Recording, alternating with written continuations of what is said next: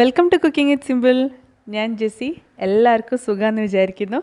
ഇന്ന് ഞാൻ എത്തിയിട്ടുള്ളത് പൊരിച്ച ചിക്കൻ്റെ ബിരിയാണിയുടെ റെസിപ്പി ആയിട്ടാണ്. നല്ല ഈസി ആയിട്ട് ഉണ്ടാക്കാൻ പറ്റുന്ന ഒരു സൂപ്പർ ബിരിയാണിയാണിത്.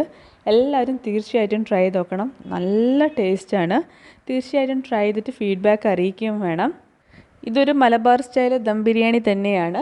ഒരു വെറൈറ്റി ബിരിയാണിയൊക്കെ നിങ്ങൾക്ക് ട്രൈ ചെയ്യണമെന്നുണ്ടെങ്കിൽ തീർച്ചയായിട്ടും ഇതുണ്ടാക്കി നോക്കുക, ഫീഡ്ബാക്ക് അറിയിക്കുക.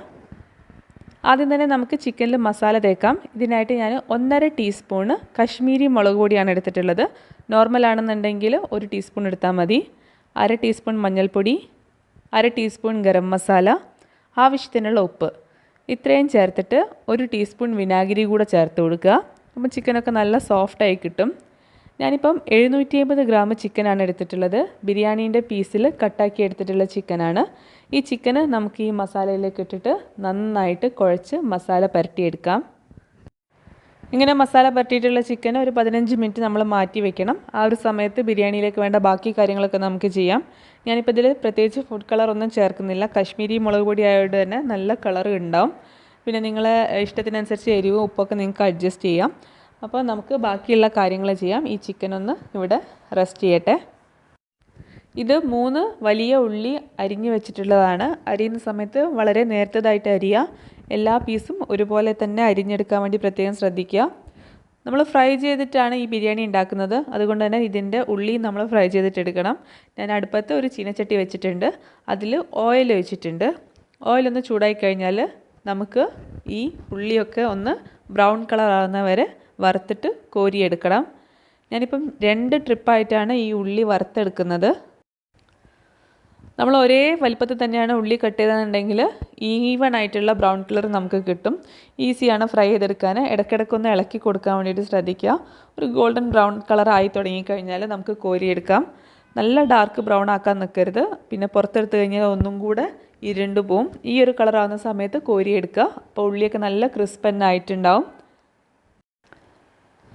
ഇങ്ങനെ ഉള്ളി ഫസ്റ്റ് ട്രിപ്പ് ഞാൻ കോരി എടുത്തിട്ടുണ്ട്. ഇതുപോലെ തന്നെ ഞാൻ ബാക്കിയുള്ള ഉള്ളി കൂടെ ഫ്രൈ ചെയ്തിട്ട് എടുക്കുകയാണ്. മുഴുവൻ ഉള്ളി വറുത്ത് കോരിയെടുത്ത് കഴിഞ്ഞാൽ നമുക്ക് ഇതിൻ്റെ അകത്ത് ഒരു 15 അണ്ടിപ്പരിപ്പ് ഒന്ന് ഫ്രൈ ചെയ്തിട്ട് എടുക്കുക. അതേ എണ്ണയിലേക്ക് തന്നെ ഇട്ടാൽ മതി. ഫ്ലെയിം ഓഫ് ചെയ്യൊന്നും വേണ്ട. ഒരു 10-15 അണ്ടിപ്പരിപ്പ് ഒന്ന് വറുത്ത് കോരിയെടുക്കണം. അണ്ടിപ്പരിപ്പിൻ്റെ കളറ് ചെറുതായിട്ട് ബ്രൗൺ കളർ ആയിക്കഴിഞ്ഞാൽ അതിലേക്ക് നമുക്ക് കുറച്ച് കിസ്മിസും കൂടെ, അതായത് ഉണക്കമുന്തിരിയും കൂടെ ചേർത്തിട്ട് രണ്ടും കൂടെ ഒരുമിച്ചിട്ട് തന്നെ വറുത്ത് കോരിയെടുക്കാം. അപ്പോൾ അണ്ടിപ്പരിപ്പ് ഏകദേശം ചെറിയ ബ്രൗൺ കളറായി വന്നിട്ടുണ്ട്. ആ ഒരു സമയത്ത് ഞാൻ കിസ്മിസും കൂടെ ഇട്ട് കൊടുക്കുന്നുണ്ട്. ഒരു മീഡിയം ഫ്ലെയിമിലാണ് ഞാനിപ്പോൾ വെച്ചിട്ടുള്ളത്. ഇനി നമുക്കിതൊരു ഗോൾഡൻ ബ്രൗൺ കളർ ആവുന്ന വരെ എണ്ണയിലിട്ടിട്ട് ഒന്ന് വറുത്തിട്ടെടുക്കണം. ഇത് കരിഞ്ഞു പോകാതിരിക്കാൻ വേണ്ടിയിട്ട് പ്രത്യേകം ശ്രദ്ധിക്കണം. പെട്ടെന്ന് തന്നെ ഇത് വറുത്തിട്ട് എടുക്കാനായിട്ട് പറ്റും. അപ്പം നല്ലോണം ശ്രദ്ധിക്കാം. ഈ ഒരു സമയത്ത് ഞാനിത് കോരിയെടുക്കുന്നുണ്ട്. ഇനി നമുക്ക് ഇതേ ഓയിലിൽ തന്നെ ചിക്കനും ഫ്രൈ ചെയ്തിട്ടെടുക്കാം. നേരത്തെ നമ്മൾ മസാല പുരട്ടി വെച്ചിട്ടുള്ള ചിക്കനില്ലേ, ആ ചിക്കന് ഫ്രൈ ചെയ്തിട്ടെടുക്കാം. അപ്പോൾ ഓയിലൊന്നും ഒരുപാട് വേസ്റ്റ് ഒന്നും ആവില്ല.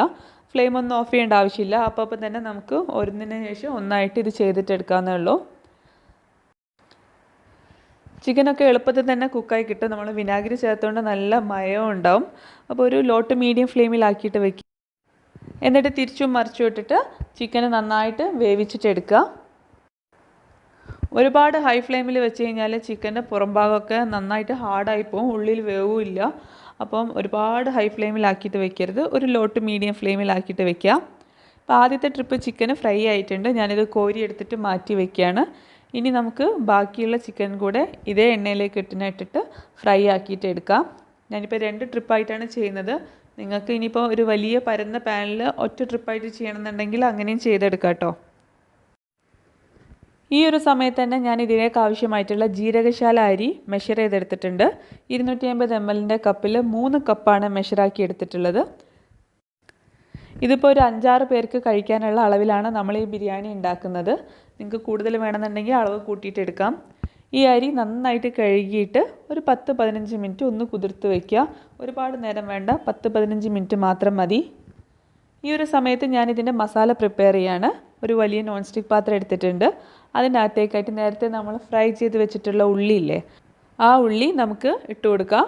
ഉള്ളി ഇടുന്ന സമയത്ത് കൈകൊണ്ടൊന്ന് ചെറുതായിട്ട് ക്രഷ് ചെയ്തിട്ട് വേണം ഇടാനായിട്ട്. നല്ല ക്രിസ്പി ആയിരിക്കും. കൈകൊണ്ട് തന്നെ ക്രഷ് ചെയ്ത് കഴിഞ്ഞാൽ പെട്ടെന്ന് തന്നെ പൊടിഞ്ഞ് കിട്ടും. പിന്നെ ഉള്ളി മുഴുവനായിട്ട് ഞാൻ ഇടുന്നില്ല, കുറച്ച് ഞാൻ ദമ്മ് ചെയ്യുന്ന സമയത്ത് മേലെ ഇട്ട് കൊടുക്കാനായിട്ട് മാറ്റി വയ്ക്കുന്നുണ്ട്.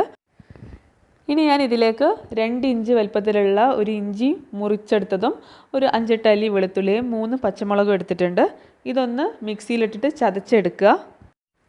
എന്നിട്ട് നമ്മുടെ വറുത്ത ഉള്ളിയിലേക്ക് ഇട്ട് കൊടുക്കുക. അതുപോലെ തന്നെ 2 മീഡിയം വലുപ്പത്തിലുള്ള തക്കാളി എടുത്തിട്ടുണ്ട്, അതും ഇതിലേക്ക് ഇട്ട് കൊടുക്കുന്നുണ്ട്. ഇതിപ്പോൾ ചെറിയ തക്കാളിയായിരുന്നു. കുറച്ച് മല്ലിയിലയും കരിവേപ്പിലയും എടുത്തിട്ടുണ്ട്, അതും ഞാൻ ഇതിലേക്ക് ഇട്ട് കൊടുക്കുന്നുണ്ട്. കുറച്ച് ഞാൻ ദമ്മിടാൻ വേണ്ടിയിട്ട് മാറ്റി വെക്കുന്നുണ്ട്. രണ്ടും ഏകദേശം അരക്കപ്പിൻ്റെ അടുത്തേ ഉള്ളൂ. അതുപോലെ തന്നെ 1 ടേബിൾ സ്പൂണ് നെയ്യ്, പശുവിൻ നെയ്യാണ്, അതും ഇട്ട് കൊടുക്കുക. 2 ടേബിൾ സ്പൂണ് തൈര് ഇട്ട് കൊടുക്കുന്നുണ്ട്. ഇതിപ്പോൾ ഒരുപാട് പുളിയില്ലാത്ത തൈരാണ്, പുളിയുള്ളതാണെന്നുണ്ടെങ്കിൽ പകുതി മതി. ഇനി ആവശ്യത്തിനുള്ള ഉപ്പ് നമുക്ക് ഇതിനകത്തേക്ക് ഇട്ട് കൊടുക്കാം. അതുപോലെ തന്നെ 1/2 ടീസ്പൂണ് മഞ്ഞൾപ്പൊടി, 1 ടീസ്പൂണ് ഗരം മസാല, 1 ടീസ്പൂണ് മല്ലിപ്പൊടി. ഇത്രയും സാധനങ്ങൾ ചേർത്ത് കൊടുക്കുക. എന്നിട്ട് നന്നായിട്ടൊന്ന് മിക്സ് ചെയ്തിട്ട് എടുക്കുക. കൈ കൊണ്ട് മിക്സ് ചെയ്യുന്നതാണ് ഏറ്റവും നല്ലത്. അപ്പം മസാലയൊക്കെ നന്നായിട്ട് ഉടഞ്ഞ് കിട്ടും. ഒരുപാട് നേരം കുക്ക് ചെയ്യേണ്ടതായിട്ടൊന്നും വരില്ല. കുറച്ച് വെള്ളം ഒഴിച്ചു കൊടുക്കുക, ഒരുപാടൊന്നും വേണ്ട, മസാല അടി പിടിക്കാതിരിക്കാൻ വേണ്ടിയിട്ടാണ്. എന്നിട്ട് ഇത് അടുപ്പത്ത് വെച്ചിട്ട് കുക്ക് ചെയ്യുക. അടച്ച് വെച്ചിട്ട് വേണം കുക്ക് ചെയ്യാനായിട്ട്. അപ്പോൾ മസാലയൊക്കെ നന്നായിട്ട് മിക്സായിട്ട് ഒരു ഗ്രേവി പാകത്തിലേക്ക് ആയിട്ട് കിട്ടും. അടച്ച് വെച്ചിട്ട് ലോ ടു മീഡിയം ഫ്ലെയിമിൽ കുക്ക് ചെയ്യുക. ഇതേ സമയത്ത് തന്നെ ഞാൻ അടുത്ത അടുപ്പിൽ വേറൊരു പാത്രം വെച്ചിട്ടുണ്ട്. അതിലേക്ക് 1 ടേബിൾ സ്പൂണ് പശുവിൻ നെയ്യ് ചേർത്ത് കൊടുക്കുന്നുണ്ട്. നമ്മളിപ്പോൾ റൈസ് കുക്ക് ചെയ്യാനായിട്ട് പോവാണ്. ഈ പശുവിൻ നെയ്യിൻ്റെ കൂടെ തന്നെ ഞാൻ 2 ടേബിൾ സ്പൂൺ ഓയിൽ, സൺഫ്ലവർ ഓയിലാണ് എടുത്തിട്ടുള്ളത്, അതും കൂടെ ചേർത്ത് കൊടുക്കുന്നുണ്ട്. അതിനുശേഷം 3 ഏലക്കായ, 5-6 ഗ്രാമ്പു, 2-3 പീസ് കറുവാപ്പട്ട, 2 വഴനയില, ഇത്രയും അതിലേക്ക് ഇട്ട് കൊടുക്കുന്നുണ്ട്. ഇത് ചെറുതായിട്ടൊന്ന് ചൂടാക്കിയാൽ മതി, ഒരുപാട് നേരം ഇട്ടിട്ട് ചൂടാക്കേണ്ട ആവശ്യമില്ല. ചെറുതായിട്ടൊന്ന് ചൂടാക്കുക. അതിനുശേഷം നമുക്കിതിലേക്ക് ആവശ്യത്തിനുള്ള വെള്ളം ഒഴിച്ചു കൊടുക്കാം. നമ്മളിപ്പോൾ എടുത്തിട്ടുള്ളത് 3 കപ്പ് അരിയാണ്. അപ്പോൾ അതിലേക്ക് 1 കപ്പ് അരിക്ക് 1.5 കപ്പ് അളവിൽ വെള്ളമാണ് ചേർക്കേണ്ടത്. ഞാനിപ്പം 3 കപ്പ് അരിക്ക് 4.5 കപ്പ് വെള്ളമാണ് ചേർത്തിട്ടുള്ളത്. ബിരിയാണിക്കൊക്കെ നമ്മൾ ഉണ്ടാക്കുന്ന സമയത്ത് 1 കപ്പ് അരിക്ക് 1.5 കപ്പ് വെള്ളം എന്നുള്ളതാണ് കണക്ക്. അപ്പോൾ അതേ പാകത്തിന് തന്നെ ചേർത്ത് കൊടുക്കുക. അതുപോലെ തന്നെ ആവശ്യത്തിനുള്ള ഉപ്പ് ചേർത്ത് കൊടുക്കുക. ഉപ്പ് എപ്പോഴും ഒരു പൊടിക്ക് കൂടുതൽ ചേർത്ത് കൊടുക്കണം. ഞാൻ 1 ടീസ്പൂണ് ചെറുനാരങ്ങ നീര് കൂടെ ചേർത്ത് കൊടുക്കുന്നുണ്ട്. അപ്പോൾ നമ്മൾ റൈസൊക്കെ നല്ല സെപ്പറേറ്റ് ആയിട്ട് തന്നെ കിട്ടും.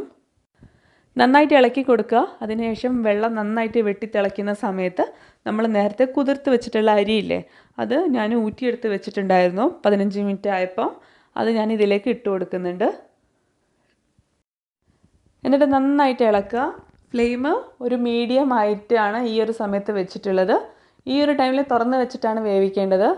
വെള്ളം പകുതിയോളം വറ്റി റൈസ് ഇങ്ങനെ മേലെ കാണുന്ന സമയത്ത് നന്നായിട്ടൊന്ന് ഇളക്കുക. എന്നിട്ട് അടച്ച് വയ്ക്കുക. ഫ്ലെയിം നേരെ ചെറുതാക്കുക, ലോ ഫ്ലെയിമിലേക്ക് ആക്കിയിട്ട് വയ്ക്കുക. എന്നിട്ട് വെള്ളം വറ്റുന്ന സമയം വരെ ഇത് നമുക്ക് അടച്ച് വെച്ചിട്ട് കുക്ക് ചെയ്യണം. ഈ ഒരു സമയത്ത് ഞാൻ മസാല ഒന്ന് തുറന്ന് നോക്കിയിട്ടുണ്ട്. മസാലയൊക്കെ ഇപ്പോൾ വെള്ളമൊക്കെ വറ്റിയിട്ടുണ്ട്.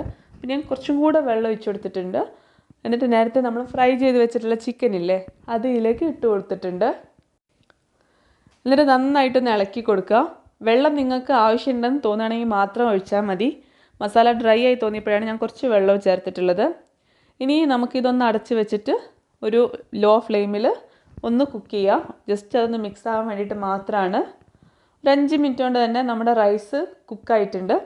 ഇതിപ്പോൾ ഒരു 80% വെന്തിട്ടാണ് ഉള്ളത്, മുഴുവനായിട്ട് വെന്തിട്ടില്ല. ബാക്കി ദമ്മിടുന്ന സമയത്ത് വെന്തോളും. ഇപ്പോൾ ദാ മസാലയൊക്കെ നന്നായിട്ട് കുഴമ്പ് രൂപത്തിലായി വന്നിട്ടുണ്ട്. ചിക്കനിലൊക്കെ നന്നായിട്ട് പിടിച്ചിട്ടുണ്ട്. ഈ ഒരു സമയത്ത് നമ്മൾ റെഡിയാക്കി വെച്ചിട്ടുള്ള റൈസ് ഞാൻ ഈ ചിക്കൻ മസാലയുടെ മേലെ ഇട്ട് കൊടുക്കുകയാണ് ചെയ്യുന്നത്. ഇതപ്പം തന്നെ ചൂടോട് കൂടി തന്നെ ഇടണം, ചൂട് തണയാനൊന്നും നിൽക്കരുത്. ഫുള്ള് റൈസ് ഇട്ടതിന് ശേഷം അതിൻ്റെ മേലെ കുറച്ച് ഗരം മസാല ഒന്ന് തൂവി കൊടുക്കുക. ഒരുപാടൊന്നും വേണ്ട, ഒരു 1/4 ടീസ്പൂണൊക്കെ മതി. അതുപോലെ തന്നെ നേരത്തെ നമ്മൾ മാറ്റി വെച്ചിട്ടുണ്ടായിരുന്ന ഫ്രൈ ചെയ്തിട്ടുള്ള ഉള്ളിയും അണ്ടിപ്പരിപ്പും മുന്തിരിയൊക്കെ ഇട്ട് കൊടുക്കുക. അതുപോലെ തന്നെ നേരത്തെ നമ്മൾ കുറച്ച് മല്ലിയിലയും അതുപോലെ തന്നെ പുതിനയിലയൊക്കെ മാറ്റി വെച്ചിട്ടുണ്ടായിരുന്നില്ലേ, അതും കൂടെ ഇതിൻ്റെ മേലെ ഞാൻ ഇട്ട് കൊടുക്കുന്നുണ്ട്. പിന്നെ 1 ടേബിൾ സ്പൂണ് പശുവിൻ നെയ്യ്, ഇതും കൂടെ ഞാൻ ഇതിൻ്റെ മേലെ ഇട്ട് കൊടുക്കുന്നുണ്ട്. നെയ്യൊക്കെ നിങ്ങൾക്ക് നിങ്ങളുടെ ഇഷ്ടത്തിനനുസരിച്ച് ചേർത്ത് കൊടുക്കാം കേട്ടോ. ഇനി നമുക്കിത് അടച്ച് വെച്ചിട്ട് ദമ്മിട്ടിട്ട് വേവിക്കണം. അപ്പോൾ അടച്ച് വെക്കുന്ന സമയത്ത് ഏറ്റവും ബെസ്റ്റ് എന്ന് പറയുന്നത് ഒരു പീസ് ഓഫ് ഓയിൽ ഇതിൻ്റെ മേലെ വെച്ചിട്ട് അടയ്ക്കുന്നതാണ്. അപ്പോൾ കറക്റ്റ് ആ ദമ്മിൻ്റെ എഫക്റ്റ് കിട്ടും. പ്രത്യേകിച്ച് മൈദയൊന്നും കലക്കി തേക്കൊന്നും വേണ്ട. അപ്പോൾ നമ്മളിതാ ഒരു ഫോയിൽ പേപ്പർ വെച്ച് അതിൻ്റെ മേലെ മൂടി വെച്ച് ഒരു വെയിറ്റും എടുത്ത് വെച്ചിട്ടുണ്ട്. ഇനി ഫ്ലെയിം നല്ല ചെറുതാക്കി വയ്ക്കുക. എന്നിട്ടൊരു 15 മിനിറ്റ് ദമ്മിൽ വയ്ക്കുക. എന്നിട്ട് നിങ്ങൾക്ക് എപ്പോഴാണോ സെർവ് ചെയ്യേണ്ടത് ആ സമയത്ത് മാത്രം ദമ്മ് പൊട്ടിക്കുക, അതായത് പാത്രം തുറക്കുക. അപ്പോൾ അതാ നമ്മളെ ബിരിയാണി റെഡി ആയിട്ടുണ്ട്. ഞാനിതൊന്ന് മിക്സ് ചെയ്യാണ്. നല്ല ബിരിയാണിയുടെ മണം അടിക്കുന്നുണ്ട്. ഒരു കിഡിലൻ ടേസ്റ്റുള്ള ബിരിയാണിയാണ്. നമ്മൾ സാധാരണ ഉണ്ടാക്കുന്ന ബിരിയാണി പോലെയല്ല, ഇതൊരു വേറെ തന്നെ ടേസ്റ്റാണ്. നമ്മളിത് മസാല മിക്സ് ആക്കിയിട്ടാണ് സെർവ് ചെയ്യുന്നത്. ഇതിന് കാരണം ഒരുപാട് മസാല ഗ്രേവി ഒന്നും ഇല്ല. അപ്പോൾ നന്നായിട്ട് മിക്സ് ചെയ്തിട്ട് സെർവ് ചെയ്യുന്നതാണ് ഏറ്റവും നല്ലത്. അതെല്ലാം നിങ്ങൾക്ക് സെപ്പറേറ്റ് ആയിട്ട് സെർവ് ചെയ്യണമെന്നുണ്ടെങ്കിൽ അങ്ങനെയും ചെയ്യാം കേട്ടോ. ഒരു കിഡിലൻ ബിരിയാണി റെസിപ്പിയാണ്. നല്ല സോഫ്റ്റായിട്ടാണ് റൈസൊക്കെ ഉള്ളത്. എല്ലാവരും തീർച്ചയായിട്ടും ട്രൈ ചെയ്ത് നോക്കണം. എന്നിട്ട് നിങ്ങളെ ഫീഡ്ബാക്ക് അറിയിക്കണം. വീഡിയോ ഇഷ്ടപ്പെട്ട് കഴിഞ്ഞാൽ സബ്സ്ക്രൈബ് ചെയ്യുന്ന കാര്യം ആരും മറക്കരുത്. താഴെ ചുവന്ന സബ്സ്ക്രൈബ് ബട്ടൺ ഒന്ന് ക്ലിക്ക് ചെയ്യുക. ഇൻഷാല്ലാ നമുക്ക് പുതിയൊരു വീഡിയോ ആയിട്ട് കാണാം. അതുവരെ എല്ലാവരും സേഫ് ആയിട്ടിരിക്കുക. Thank you for watching.